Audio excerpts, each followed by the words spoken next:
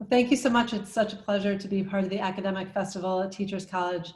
I'm Vanessa Colella. I'm the Chief Innovation Officer at Citibank, and I studied at Teachers College many decades ago, communications and technology. So such a pleasure to be back with all of you today. Wish we were in person, but we'll make the best of the festival by virtual interaction.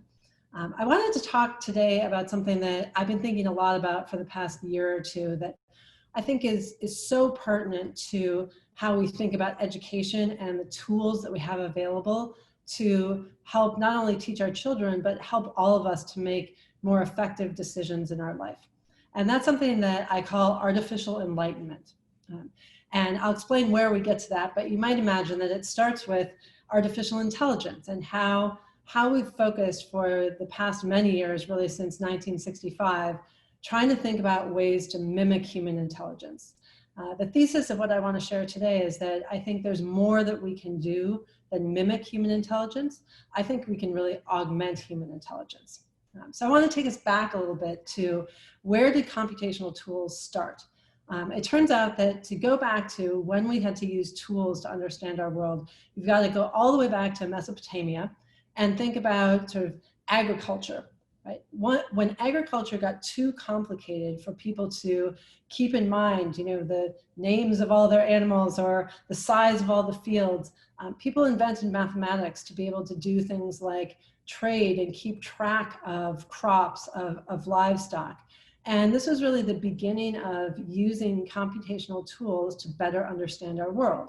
And of course, you can go through history and count more than we will get to today of so many different tools that have been created, from things like differential equations, right? When Newton and Leibniz looked at how do we use mathematics in an even more powerful way to describe the world as we know it, all the way up to probability, which, as I was thinking about this, I learned that probability was actually invented to settle a gambler's dispute about who should win the game when the game was interrupted before it came to its logical conclusion.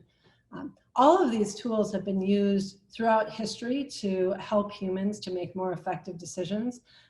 Everyone probably on this Zoom call has spent the last many decades since 1985 using Excel that we've all gotten proficient at to make sure that we can add and divide and sum and even create pivot tables out of information. But there's a big challenge with this. All the tools that I've just run through very quickly, they're all basically built on the premise that the world is full of massive amounts of data, and the way that we have to consume that data in order for our brains to handle it is to summarize it, is to aggregate it, is to bring that data together so that rather than understanding a million points of information, we really only have to deal with a couple.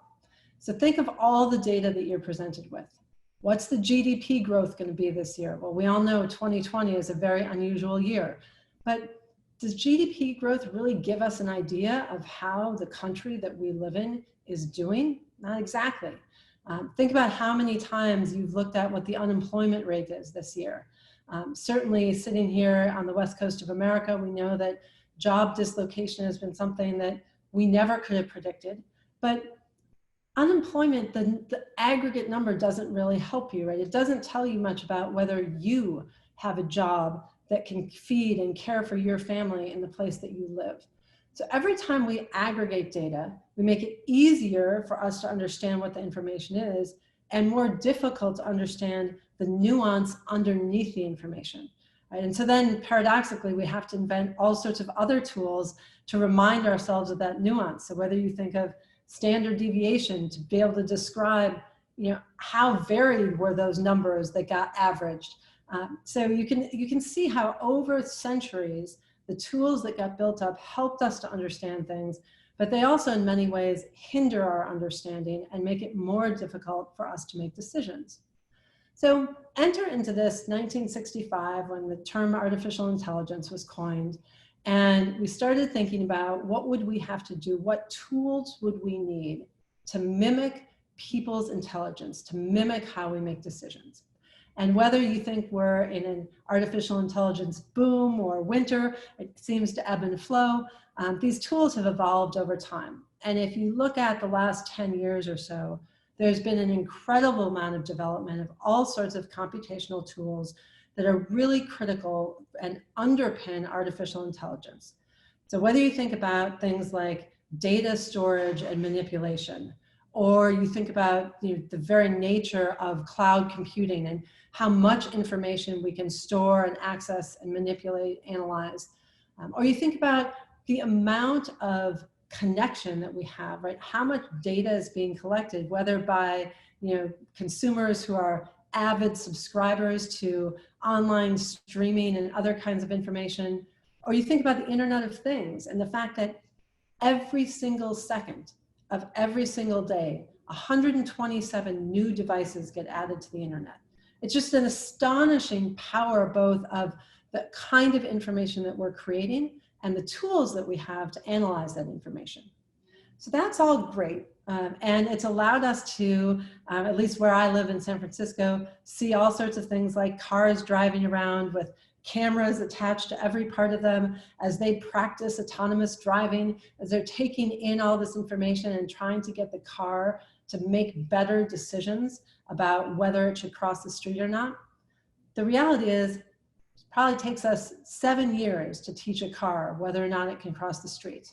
I can teach my 7-year-old whether to cross the street in 30 seconds because there's so much evolution up here, right? We have millennia of time where the human brain has evolved to process complex information, but it's complex information in situ. It's making a decision with the information that you need at that moment, in context, in the situation that we're in. So what we've been thinking a lot about here at Citi is how do we take the same tools, data management, cloud, consumer connectivity, IoT, that have really grown over the past decade. How do we apply those not only to artificial intelligence, but to artificial enlightenment?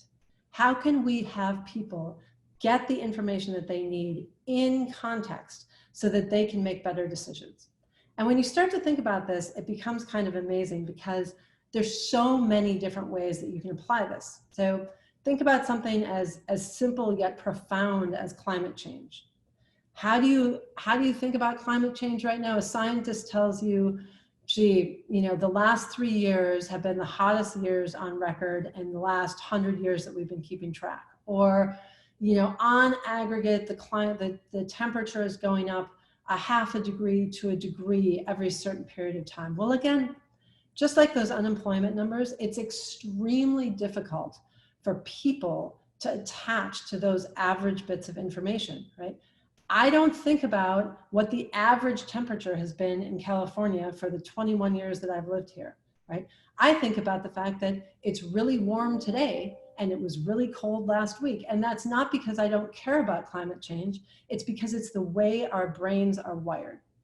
What if, instead of thinking about climate change in aggregate, we were able to use those computational tools to give people information about what was happening, when it was happening, what they needed. And in fact, this is starting to be done. There are companies that look at information, not just from a community basis, but down to a street level. And this has been used in things like when we've had massive flooding, how do you get to the exact people who need to be rescued? Not in general, this is what happened, but this is what's happening on that block in Bangladesh where these people need to be taken care of. Sorry, that's my cat. This is what happens during 2020.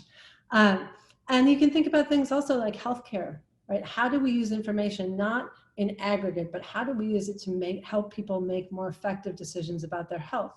It extends to things like supply chain and logistics. I happen to be looking out over the San Francisco Bay where cargo ships come in and out all the time. There's a lot of data and information that's required to get a cargo ship to park in the right place in the port. And a lot of that is very specific, but previously had only been available in aggregate, like what's the weather today, not what's the current exactly where you are when you're there.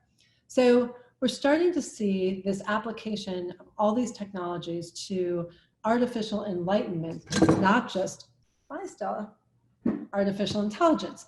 And I want to close just by maybe stating something that's so obvious, but that I've spent many decades, both at Teachers College and since, studying and thinking about. And that's the crises that we're handling today.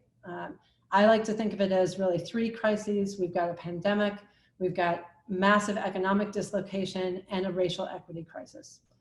If you think about it, all of these are really ripe for applying what I just talked about artificial enlightenment to help people make better and more effective decisions. So let's just take one example, the pandemic.